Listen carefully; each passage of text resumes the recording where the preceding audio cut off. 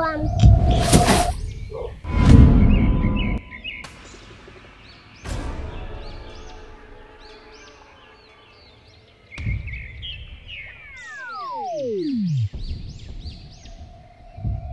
Usiniogope.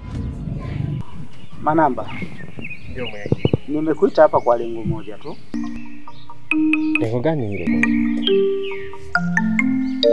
Ni kuhusu na vifo vinavyoendelea hapa kijijini. Na lawama zote zinakuja kwa mwanao. Mwenyekiti, hapo mwanangu namsikaje? Wakati mwanangu nimeishi naye, sije kuona anafanya tukio la aina yoyote.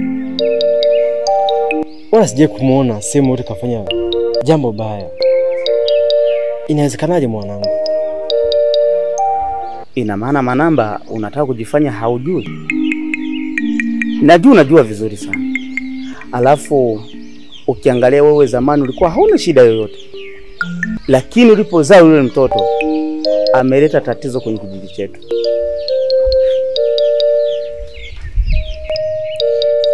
Lakini mwenyekiti, ungeangalia hata upande wa pili. Mimi naona mwanangu hana kosa lolote. Sababu ni mtoto mdogo tu. Atafanya kitu gani ambacho ni kibaya sana mpaka tuanze kuitana mwenyekiti? Hujawahi kumuona sehemu popote akifanya tukio? Alafu unajifanya haujui kabisa. Sikiliza nikwambie kitu. Mimi nimekuita kwa ushauri tu. Nimekuja kusaidia. Nitakushukuru sana. Maana hapa nipo naumwa sana. Najua wewe ni mzika maiti katika hiki kijiji. Ni kweli. Kuna kazi nataka nikupe. Na kila maiti ulionizika izike kifudi. Sawa. Utaendelea kuishi na maisha yako. Sawa, nitakushukuru. Ila sitaki mazoea katika kazi. Sawa mkuu.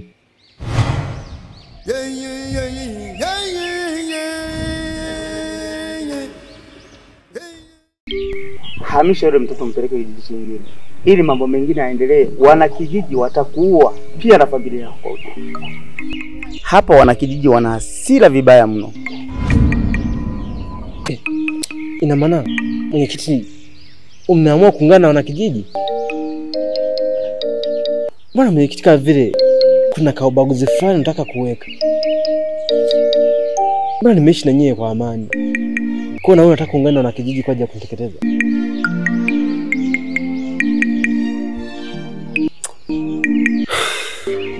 Manamba, wewe ni mgumu kuelewa. Unaposema naungana na wanakijiji, unanikosea sana. Alafu unaposema sikumbi mkono wewe, unanikosea heshima kabisa. Mimi nimekuita hapa kwa ushauri tu mzuri ili wewe uendelee kuishi kwenye hiki kijiji, lakini bado hunielewi. Ila mwenyekiti, mimi nikuombe kitu kimoja. Nilikuwa naomba niwekee nyumbani.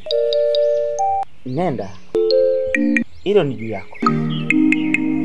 Basi sawa mwenyekiti.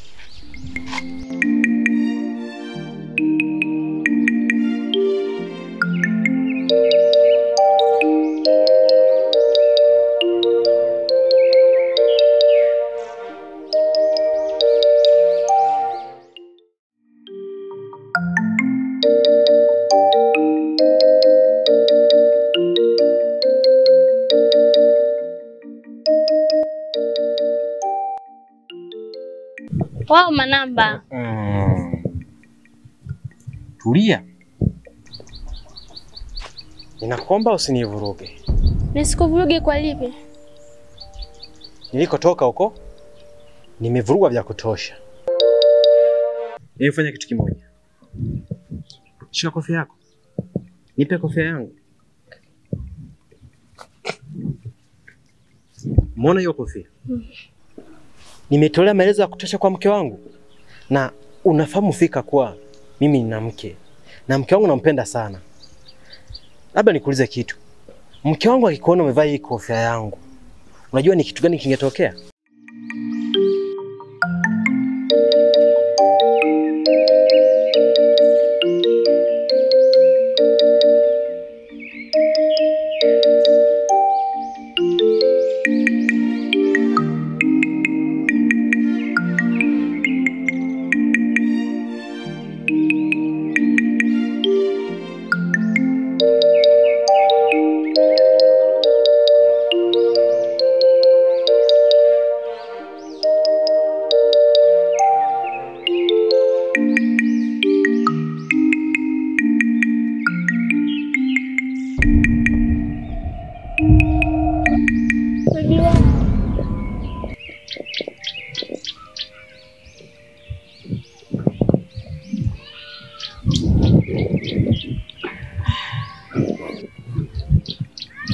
Vipi, mbona umechelewa?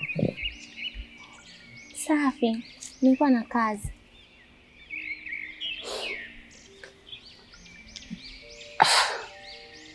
Ujue nimechoka sana kukusubiri hapa. Yaani umechukua muda mrefu sana. Pole mpenzi wangu. Wewe uone, yani nimekuja hapa kiburi kipo kurasa hivi kipo hapa jamani. Kweli. Kusubiria mpenzi wako unabidi usichoke. Wapi. Okay, karibu. Pole sana kwa kuchukua muda mrefu. Hasipokuja kusikiliza kipenzi. Usijali mpenzi.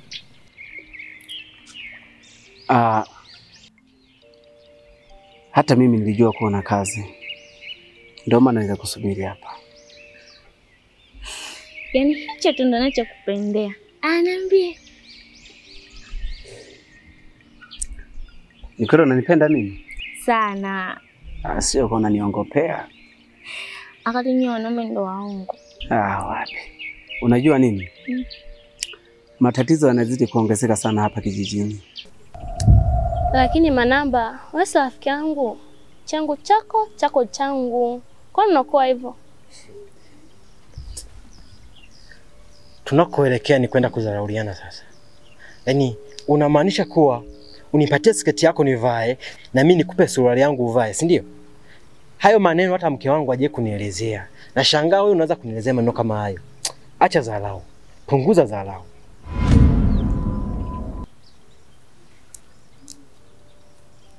Hivi unapata na nini Manamba? Usitake kujua nimepata na nini. Ninaona hauna pointi ya msingi. Na kwamba nikuache. Mimi niondoke.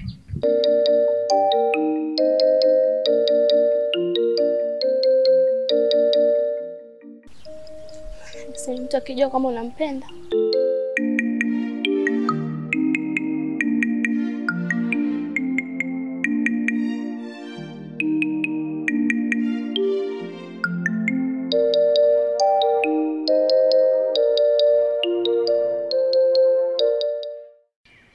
Yaani anazidi kuwa mabaya.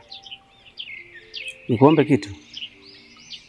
Naomba kuwa makini na uchunge mdomo wako. Nisije nikakukuta jambo. Sawa kipenzi? Usijali. Nitakuwa makini sana tu. Sawa. Ni lazima nikukumbushe. Maana naogopa kukupoteza. Unaogopa kunipoteza wewe? Ndio. Na unataka nife tu kesho mpate mwingine? Wapi. Samahani. Inabidi mimi niondoke. Mama macho chakula jikoni.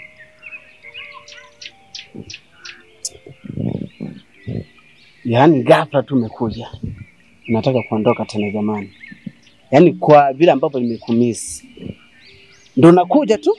Hata dakika ngapi hujachukua unataka tena uende nyumbani. Mimi kwa kweli hapo si rafiki. Jamani, mimi chakula jikoni. Sema nini? Kwa kuwa umesingizia chakula, basi sina budi kukuruhusu uende. Lakini sasa ngoja nikupe hiki ili kuna nikumbuka. Unatazama sawa? Sawa mpenzi wangu. Sawa. Bye. Okay, bye.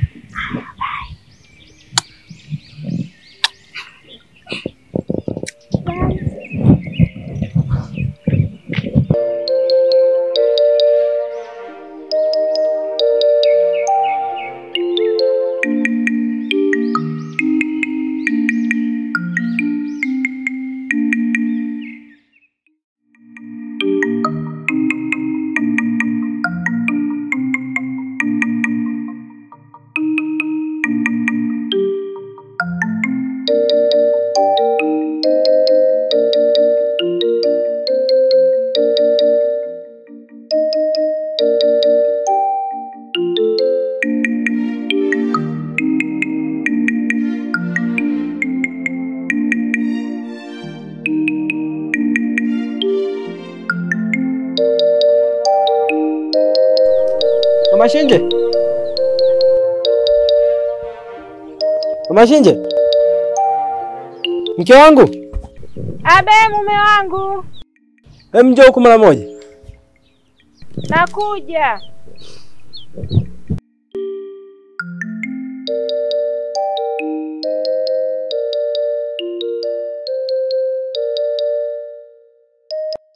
Chukua kiti hapo. Tuzungumze mara moja.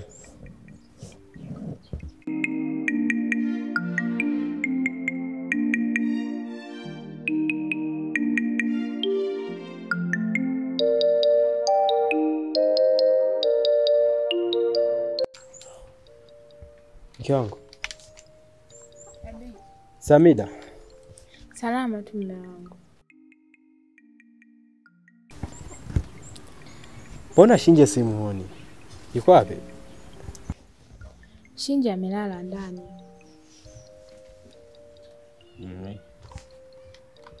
Mke wangu. Unajua Waswahili wanasema lisemalo lipo. Na kama halipo ujue laja. Unamaanisha nini kusema hivyo mume wangu? Mke wangu. Sasa hivi nimetoka kwa mwenyekiti.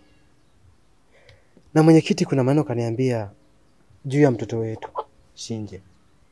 Ameniambia kuwa vifo vinavyoendelea katika kijiji hichi chanzo ni mtoto wetu.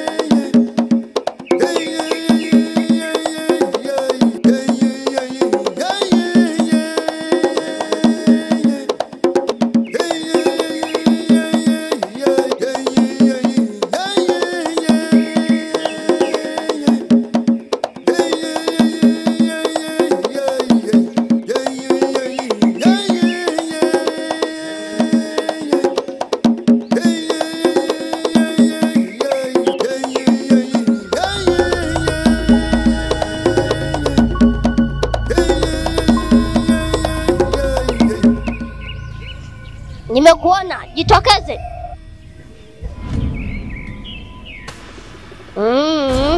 Hautaki.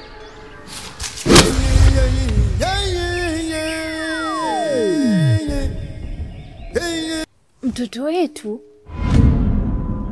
Shinje huyu mwanangu. Kwanza inawezekanaje? Mke wangu. Na amesisitiza kuwa inatakiwa tuhame katika kijiji hichi.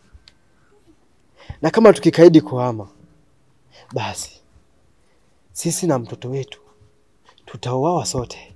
Uawa tena? Najua kwanza sielewi. Kwa sababu gani? Mara mauaji, mara sisi tutauawa, na vyote vinasababishwa na mtoto wetu. Nashindwa kuelewa. Kwanza inawezekanaje? Alafu mume wangu, haya maneno unayoyaongea una uhakika nayo? Hapana. Sina uhakika nayo. Kwa sababu mimi mtoto wangu sije kumuona. sehemu yote nikafanya tukio. Ni maneno ambayo nasikia tu kwa watu. Ila hata hivyo maneno haya yametoka kwa mwenyekiti, sio kwangu mke wangu. Yaani mwenyekiti kweli ndio akusema maneno kama haya, tuhame, mara mauaji. Nashindwa hata kuelewa nini kinaendelea. Nikombe kitu kimoja. Naomba mimi nikapumzike ndani, maana kichwa changu hakiko sawa hata kidogo. Ila sawa, wewe nenda kapumzike tu.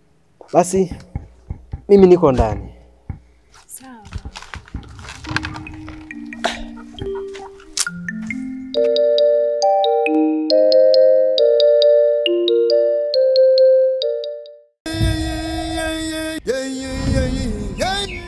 Hivi wewe mbona hatukulia hapo hapo? Mbona afanya nafikia kwa sura yangu? Si utumia sura yako? Sio makosa yako, ni makosa ya mama yako. Kumbuka mimi na nguvu. Naweza kukulia hapa hapa. Siku zote nazi haliwezi kupasua jiwe. Wewe ni kama yai tu.